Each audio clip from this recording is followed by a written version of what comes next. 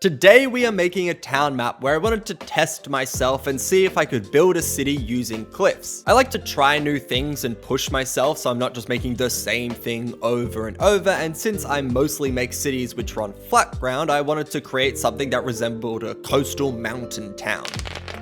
As always, we kicked off picking a town from our world map to emulate. I wanted to pick a medium-sized town near some hills or mountain to explain why it had cliffs, rather than picking somewhere clearly flat. There was only one place that jumped out to me and fit that criteria, which was this town here. When I make town maps, I make them at the same orientation as they appear on the world map, so north at the top, south at the bottom. But I figured it'd make most sense for us to look at the cliff face, rather than look at the back of the town from the top of the cliff. So we would flip this around and technically we would be making this map upside down. But as we make it, it'll become clear why we did it like this. With a new and empty map open, it was time to place the cliffs.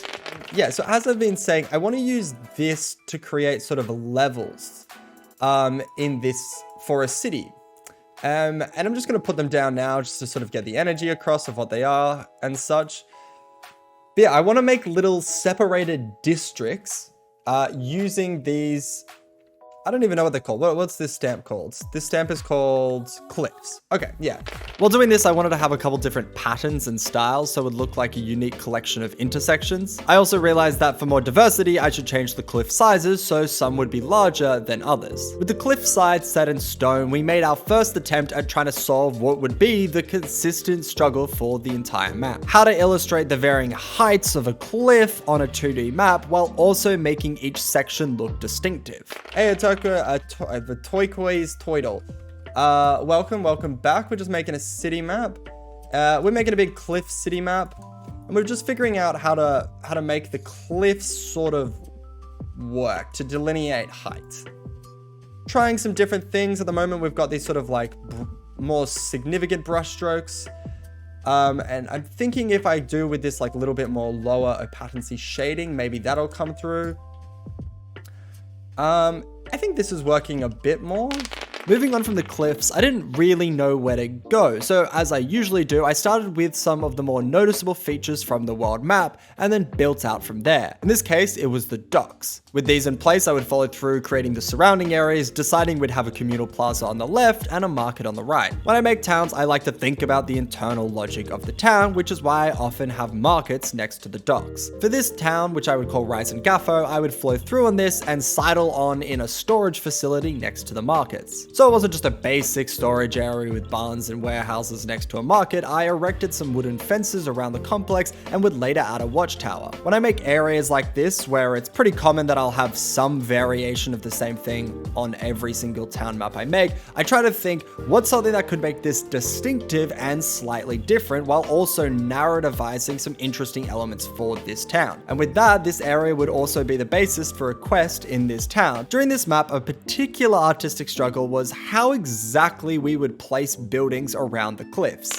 I'm thinking maybe what we do is we have them like more along the cliff faces, but then leave these as little pockets, maybe as little gardens, as just a little something. At first, I thought I'd primarily have the houses on the edge of the cliffs. Later, however, I figured it might make sense to sometimes put them on the cliff and sometimes place them further back. Something I'm also thinking about is actually sort of going back on the idea that I said, where it's like maybe actually moving, in some cases, having the cliff face be more of like a little communal area.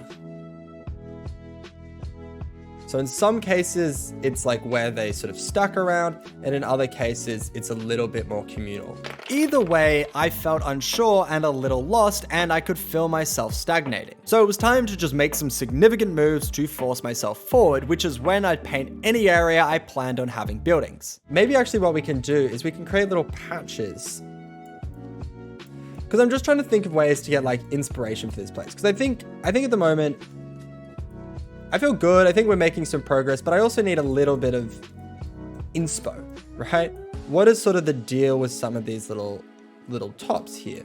And I think kind of going through and making these little patchworks that I can go fill in with buildings or whatever, connect with little roads, I think it's going to help give me that sort of inspiration. This move would propel me forward and quickly lead me to figure out another choice I wanted for this town. I think this could be an interesting area to demonstrate one of the things which I was talking about, where it's like, I don't want this all to be like just houses on the cliffs. Like every single cliff face just has a building along it.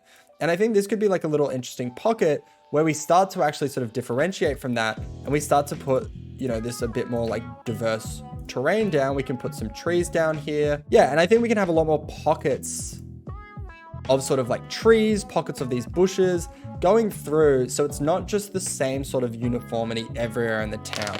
One reason these pockets would become entirely necessary is because the cliffs were leading to such significant asymmetry, the placement of buildings was failing to effectively and neatly fill the spaces. So over the map, there'd be these strange sections which were empty in ways you could easily avoid when making a map on flat ground. To work around this, we did a few things. In some places, we'd just leave them and allow the awkward, unoptimized spacing to be a part of the town's character. This worked well a bit, but too much and the map would just look poorly made. So we did actively need to think of ways to make these sections seem cohesive with the town. Small nature patches was one technique we'd use a lot, but we'd also start making many of the little plateaus have their own unique courtyard communal area. These are two classic techniques that I've used in many of the towns I've created, and they certainly did help, but the map still felt a bit off. So I'd do two things I never usually do. The first would be adding people.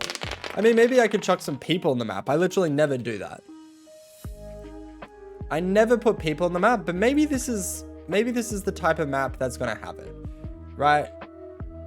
Yeah, we can have some peasants. Like maybe it'll be, I don't know, just chucking like some stuff like that in there. Yeah, I mean, it's helping flesh the place out a little bit. You know, I don't know if this is exactly what I want to go for, but you know what?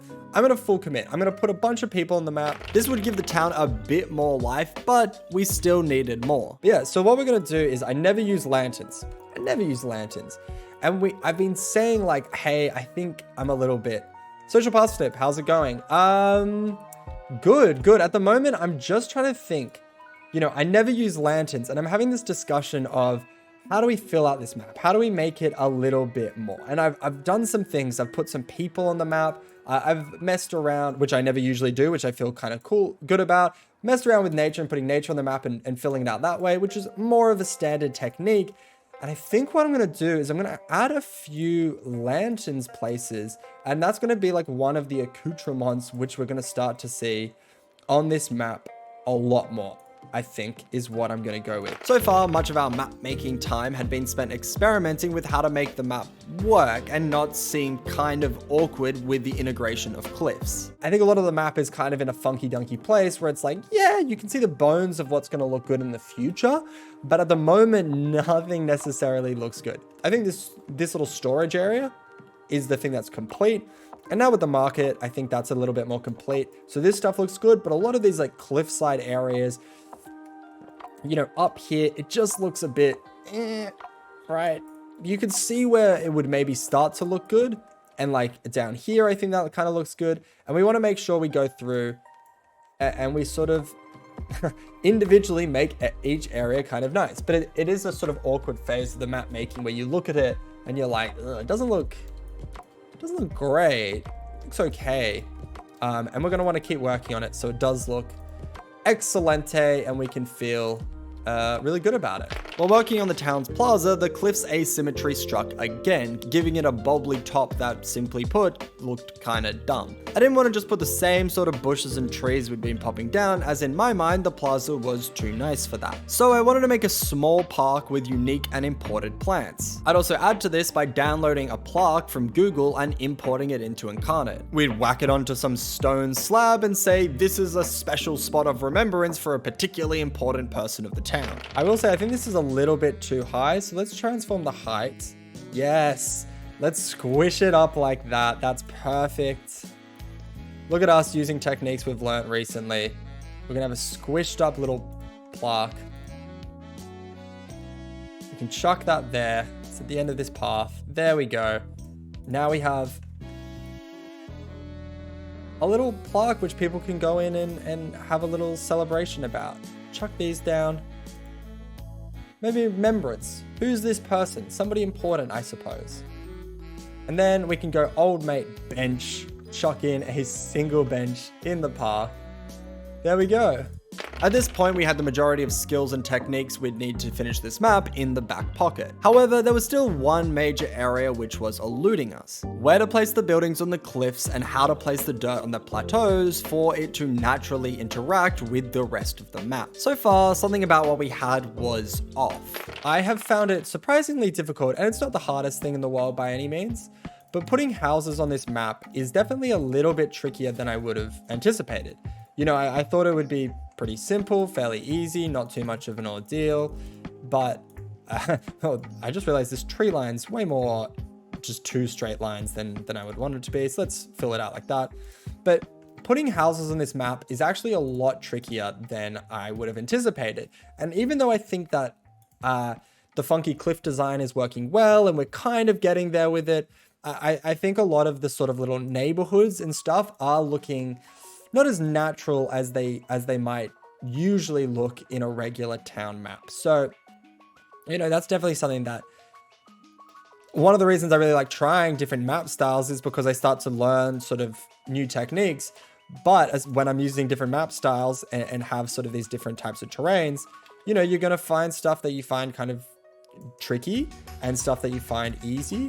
And you're going to learn techniques to make stuff look good, or maybe you don't click onto them as early or as effectively.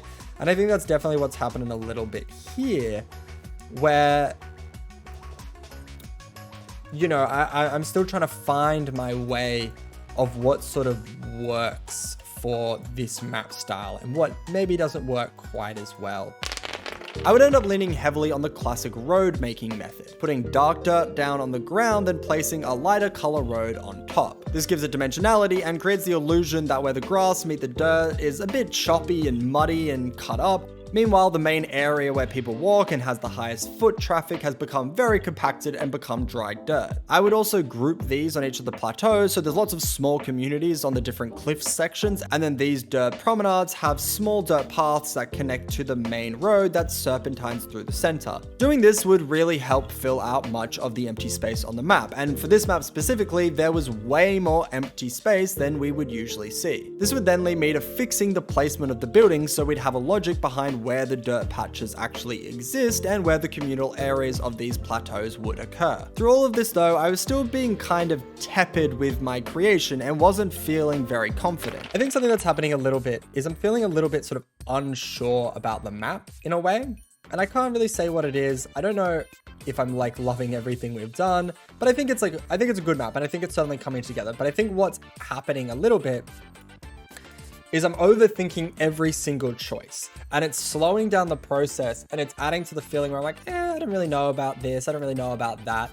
And what's helping alleviate that is actually just making choices and just sort of watching as it grows, because as it grows, the more stuff I do, the more stuff that fills in, the better I feel about it and the better it looks, more specifically, I guess, which is why I feel better about it. I would follow my own advice and really try to pump out a bunch of stuff quite quickly that would A, be fast to do, B, fill a lot of gaps, and C, overall just make me feel a lot better. The reason I want to feel good about it is one, because, you know, I want to feel good, but it's also because when I'm feeling positive, I'm often breeding more and better ideas for the map. But when I feel unconfident and unsure, I usually do less and make worse decisions, or I'm just really indecisive. So instilling that confidence within myself often means I make a lot better maps, but I also make them faster. Going through and filling a lot of the empty areas would take around 15 minutes, but would make a big difference to the look of the map and my feelings towards it. And what we are left with, I would say, is a really